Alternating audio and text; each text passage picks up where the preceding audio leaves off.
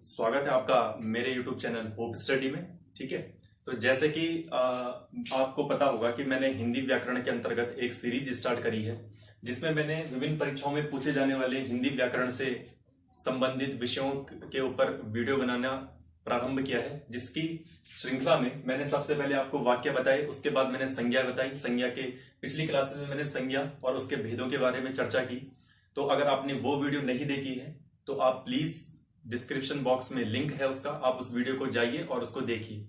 उससे होगा ये कि आपको अगला जो टॉपिक हमारा सर्वनाम है उसको समझने में ज्यादा मदद मिलेगी। ठीक है, तो आज जैसे हमारा टॉपिक है सर्वनाम। ठीक है, बचपन से आप लोग सर्वनाम के बारे में पढ़ते आ रहे होंगे। ठीक है, सर्वनाम को इंग्लिश में प्रोनाउन हम कहते हैं, प्रोनाउन। ठीक है, तो बचपन से आप सर्वनाम के बारे में चीजों के कि क्या सर्वनाम होता है, कैसे सर्वनाम काम करता है, इस चीज के बारे में पढ़ते आ रहे होंगे। लेकिन जैसे कि मैंने कहा कि हमारी क्लास का मेन उद्देश्य रहता है कि समझना। हमारी क्लास का मेन उद्देश्य होता है समझना। ठीक है, तो समझेंगे हम कि सर्वनाम क्या होता है और सर्वनाम के कितने भेद होते हैं। तो सबसे पहले हम सर्वनाम का एक ब्रीफ या बेसिक इंट्रोडक्शन आपको देंगे। ठीक है, देखो सर्वनाम जैसे कि हमने संज्ञा में पढ़ा था, किसी व्यक्ति वस्तु स्थान के नाम को हम संज्ञा कहते हैं। तो सर्वनाम का इस्तेमाल हम संज्ञा के स्थान पर प्रयुक्त करते हैं। मतलब कि सर्वनाम वह शब्द होंगे जो किसी संज्ञा के स्थान पर प्रयुक्त होंगे। ठीक है, अब इसको हम समझेंगे। देखो एग्जाम्पल पहले लिख लेते हैं एक छोटा सा कि सर्वनाम संज्ञा के स्थान पर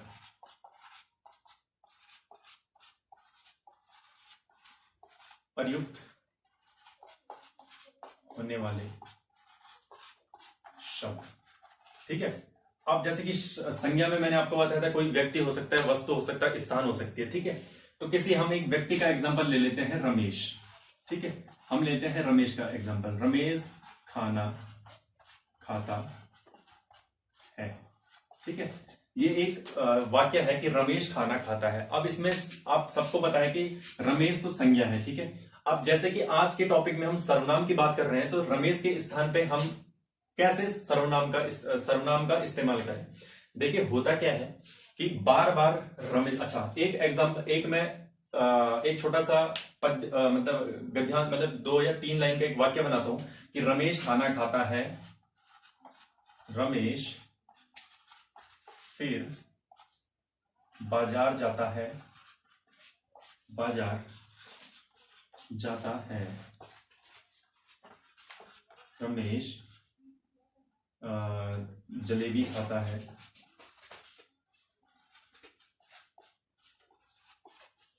और रमेश घर आता है, घर आता है। तो जैसा आपने यहां पे देखा कि मैंने एक छोटा सा जो है यहां से यहां तक का एक 2-3 वाक्यों को जोड़ के एक पैराग्राफ बनाया। तो हम सर्वनाम को समझने की कोशिश करेंगे। जैसे कि मैंने पहले बोला, समझना इंपॉर्टेंट है। अगर आप समझते हैं तो आप आसानी से इन चीजों को करते हैं कि इस सर्वनाम की आवश्यकता क्यों पड़ी। तो जब संज्ञा थी तो आपने देखा रमेश, यहां पे संज्ञा आई, रमेश रमेश रमेश।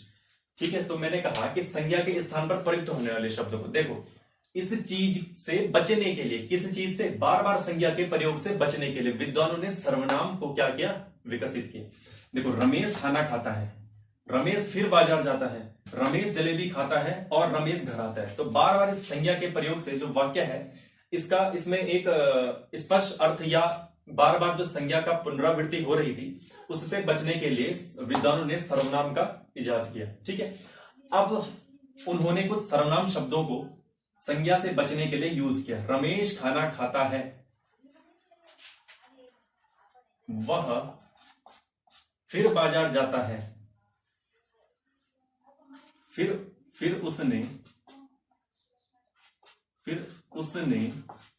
जलेबी खाई। ठीक है, यहां पे लिखते हैं जलेबी खाई है, और फिर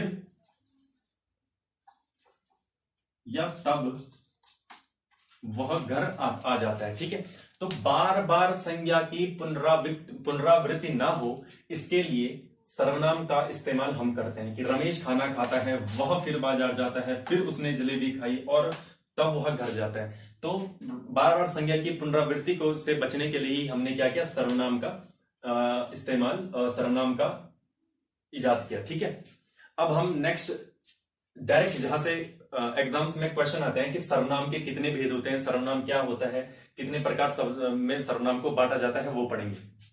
अब हम देखेंगे कि सर्वनाम के भेद या सर्वनाम के भेद को हम कह सकते हैं सर्वनाम के प्रकार। ठीक है, देखो समझना ज्यादा जरूरी है। ठीक है, समझना ज्यादा जरूरी है। सर्वनाम के भेद कितने होते हैं, क्या होते हैं, ये चीज हमने देखनी है। तो देखो सर्वनाम के भेद मुख्यतः 6 प्रकार के होते हैं। सबसे पहला क्वेश्चन अगर आपके एग्जाम में पूछेगा या अगर आपसे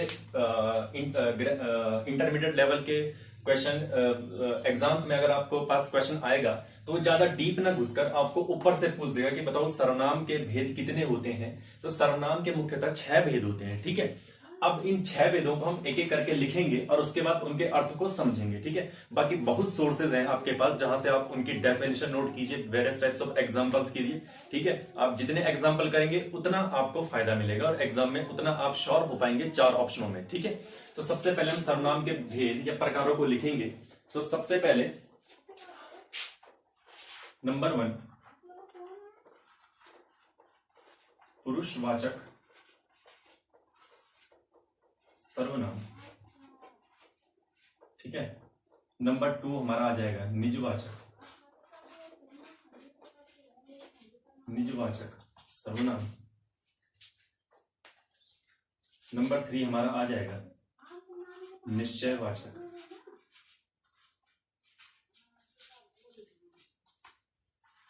नंबर 4 हमारा आ जाएगा अनिश्चयवाचक।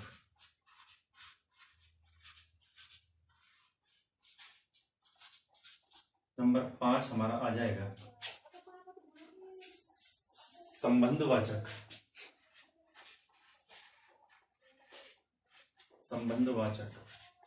और नंबर 6 हमारा आ जाएगा संबंधवाचक और नंबर 6 हमारा आ जाएगा प्रश्नवाचक।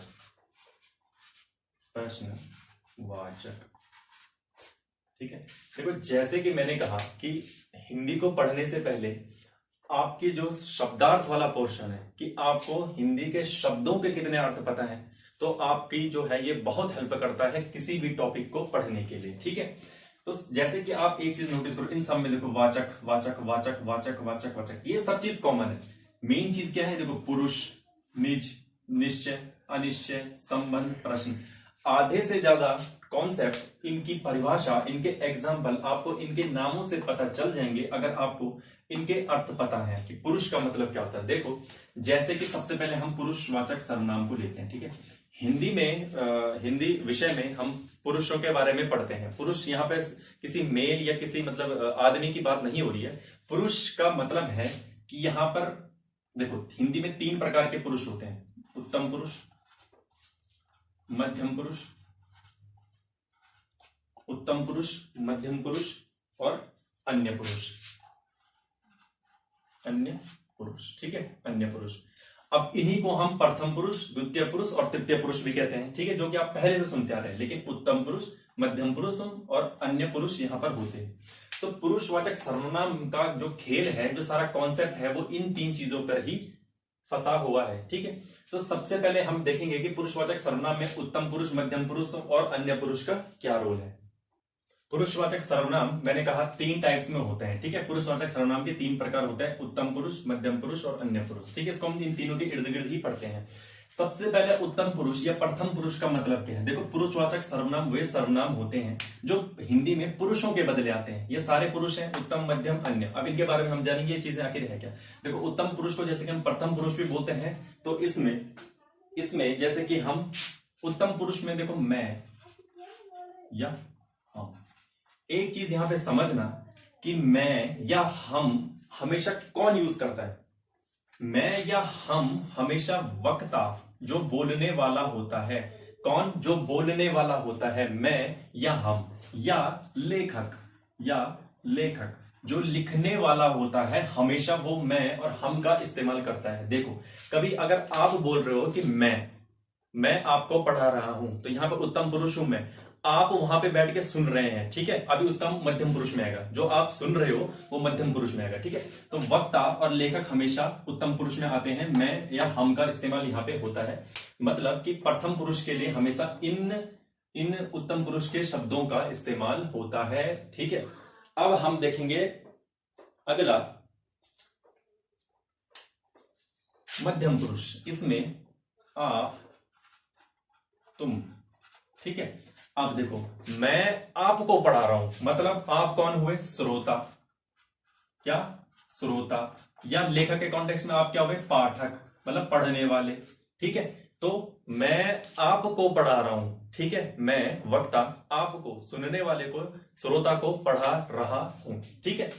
तो इसमें मध्यम पुरुष में आप और तुम रिप्लेस करेंगे किसी भी संज्ञा को, ठीक है। अब जैसे मैंने कहा कि मेरे सामने कोई रमेश बैठा हुआ है, कि मैं रमेश को पढ़ा रहा हूं, तो मैं तुम्हें पढ़ा रहा हूं या आपको पढ़ा रहा हूं, ये रिप्लेस कर दिया रमेश को, ठीक है। अब तीसरा जो है अन्य पुरुष, अन्य पुरुष में इन दोनों के अलावा वक्ता, लेखक, श्रोता, पाठक, ठीक है, उत्तम पुरुष, मध्यम पुरुष, मैं, हम, आप, तुम के अलावा कोई अन्य, ठीक है, इन सब के अलावा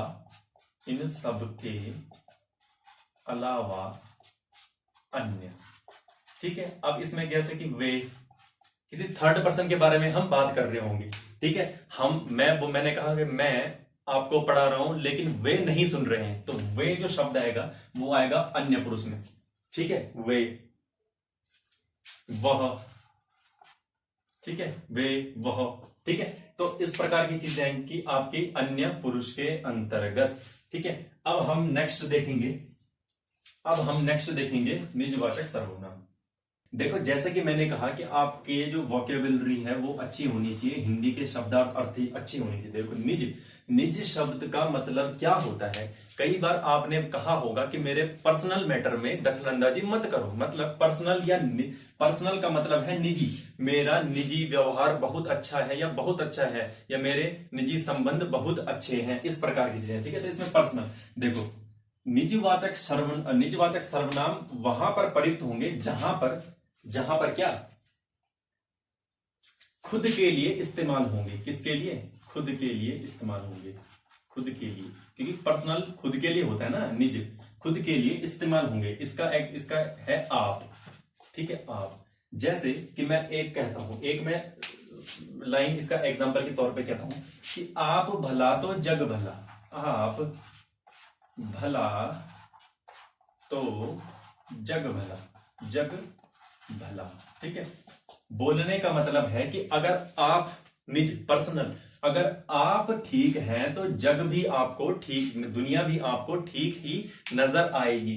तो आप ये समझ रहे होंगे कि निजवाचक सर्वनाम का प्रयोग वहां पे किया जाता है जहां पे खुद के लिए, खुद की बात हो रही है, आप भला तो जग भला, ठीक है।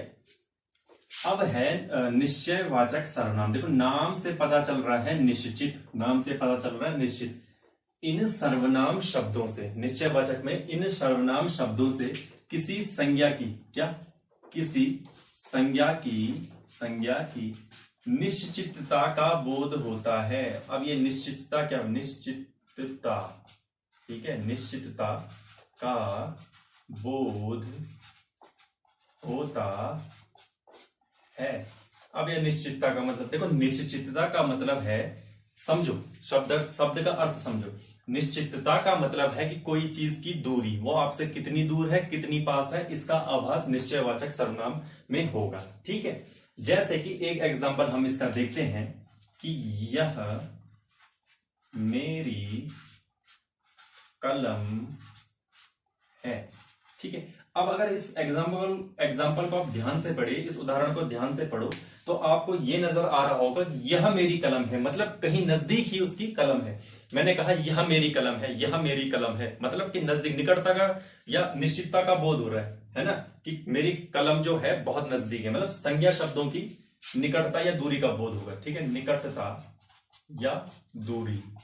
या दूरी का बोध होगा। जैसे मैंने कहा यह मेरी कलम है, ठीक है, मतलब निकटता की बात हो रही है। ऐसे ही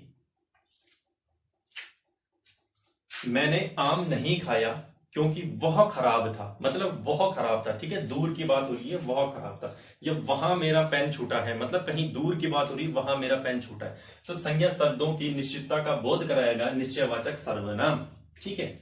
अब नेक्स्ट हम देखेंगे अनिश्चय वाचक सर्वनाम। देखो निश्चय का मतलब हुआ दूरी का बोध होगा, इसमें हमें पता नहीं चलने वाला कि कोई चीज कितनी दूर है और कोई चीज कितनी निकट है। मतलब वह सर्वनाम शब्द जिनसे किसी भी संज्ञा की निश्चितता का बोध नहीं होता है। किसका बोध नहीं होता है? निश्चितता का बोध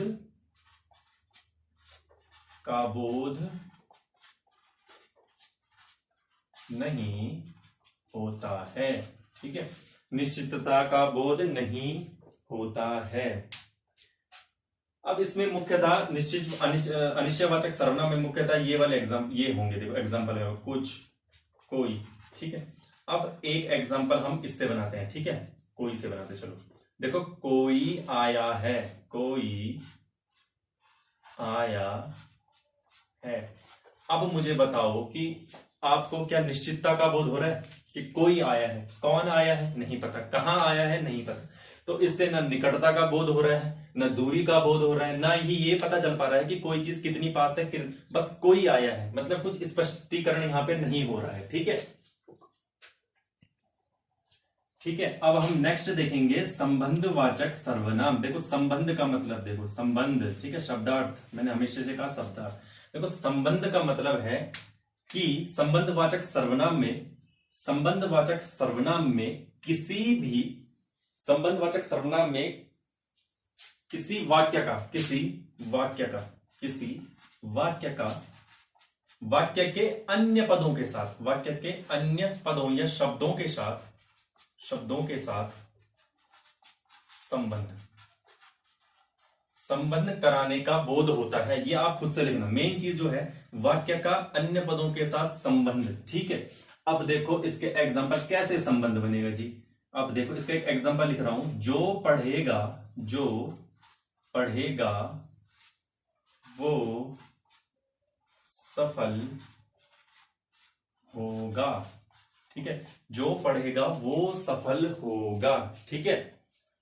इसमें मुख्यतः आपको जो, सो, वे, वो, इस प्रकार की चीजें आएंगी, ठीक है। देखो जो पढ़ेगा एक वाक्य है, जो पढ़ेगा एक वाक्य है, सफल होगा, इन दोनों के बीच संबंध स्थापित कौन कर रहा है? वो, या जो पढ़ेगा वो सफल होगा, जो भी यहां पे आ रखा है, ठीक है, जो पढ़ेगा वो सफल होगा, ठीक है। नेक्स्ट देख लेते हैं इसके एग्जांपल, वे आएंगे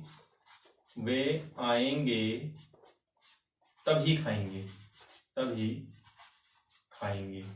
ठीक है, वे आएंगे तभी आएंगे। तो यही है, यहां पे जो वे है तभी है, ये क्या कर रहा है? वाक्य के अन्य पदों के साथ संबंध स्थापित कर रहा है, ठीक है। तो संबंधवाचक भी बहुत आसान है, लेकिन मेन चीज है कि आपने इन सबके दो या तीन या चार एग्जांपल खुद से करने हैं कॉन्सेप्ट को समझने के बाद, ठीक है। अब हम लास्ट देखेंगे प्रश्नवाचक सर्वनाम, ठीक है। तो इसमें प्रश्नवाचक में देखो, नाम से वाचक शब्द मैंने पहले ही कहा, वाचक शब्द में कॉमन है प्रश्न, सिंपल क्या होता है? क्वेश्चनिंग। इन सर्वनाम शब्दों में प्रश्न पूछे जाएंगे जी, प्रश्न या प्रश्न जहां पे कौन, क्या, किस लिए, क्यों, कब, ये सारी चीजें आपको दिखें जिन शब्दों में, वो संज्ञा के स्थान में प्रयुक्त होने वाले सर्वनामों में वो प्रश्नवाचक सर्वनाम होंगे। प्रश्न पूछे जाएंगे या जाएंगे, ठीक है, ऐसे वाक्य में प्रश्न पूछे जाएंगे या कुछ भी प्रश्न। देखो कब जाना है प्रश्नवाचक, कौन आया है। अब जो ककार है, कब, कौन, क्या, इन सबसे दो एग्जांपल बनाओ, आपका प्रश्नवाचक आराम से कंप्लीट हो जाएगा, ठीक है। प्रश्नवाचक में मैंने बताया कि इसमें हमेशा प्रश्न पूछे जाएंगे या इन सर्वनाम शब्दों में इन कब, कौन, क्या का जो इस्तेमाल होगा वो प्रश्न पूछने के लिए होगा, ठीक है। अब जो लास्ट में मैं आपको एक बोनस चीज बताऊंगा जहां से मोस्टली एग्जाम्स में क्वेश्चन आते हैं, तो वो है हमारा अगला संयुक्त सर्वनाम।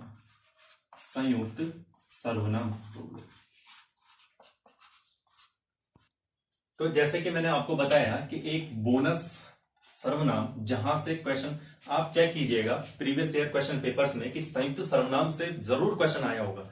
ठीक है, किसी भी एग्जाम में अगर आप देखो तो संयुक्त सर्वनाम से मोस्टली क्वेश्चन देखने को मिलते हैं कि जो कि इन 6 प्रकारों से बिल्कुल अलग से दे रखा है। ठीक है, अब देखो संयुक्त सर्वनाम का मतलब जैसे आपको पता लग रहा होगा संयुक्त का मतलब क्या होता है। सबसे पहली चीज हमारे पास ये आती है संयुक्त।